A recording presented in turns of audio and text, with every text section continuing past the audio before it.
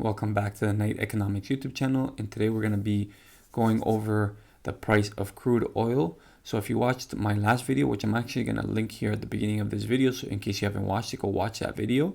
I was talking about the silver cross that happened on the 2-week time frame, and I also mentioned that I believed that in the short term there would have been a bit of a pullback, and that actually played out. So as you could see here on, I think it was Wednesday. On Tuesday we had this low here of 96.50 for a barrel of crude oil, and that played out, and that would have been a very nice time to buy because then it rallied. Today it rallied all the way. Sorry, I picked that up from lower. It rallied. Oh my God, 17.6%. So it's a huge rally.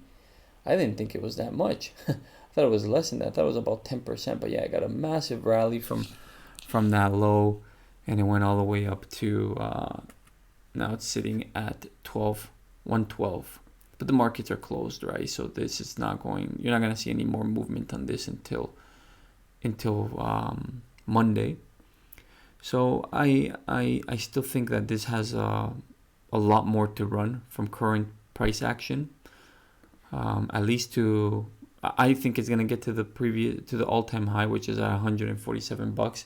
So from current price action, it's 30% away. I don't think that's gonna happen right away. I do think there'll be another pullback in the short term, anywhere above, even reconnecting here with the 21 exponential moving average is fine, as long as there's a higher high after that. I think it's perfectly fine.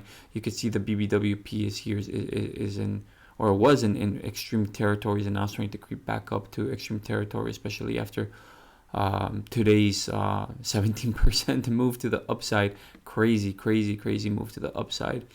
And then we'll go back to this weekly here.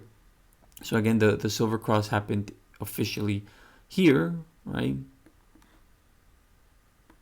And this is the it officially happened, I guess whenever this opened, and this must have been March 30th, right? So now about a week into this open here, and from the bottom of that entry,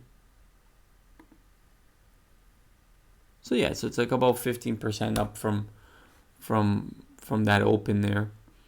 And if we investigate and look into the previous silver crosses to the upside that have happened, significant ones anyways, there have been some small ones that are short-lived and dip back under or go back into a bearish silver cross. I'm not counting those. I'm only counting these significant ones that have happened. So you have 1, 2, 3, 4, 5, and 6. And you could really you could even say that this one is just the second one that's a continuation from this one. So you could say there's 7, and there's some little ones in here that have happened in this territory.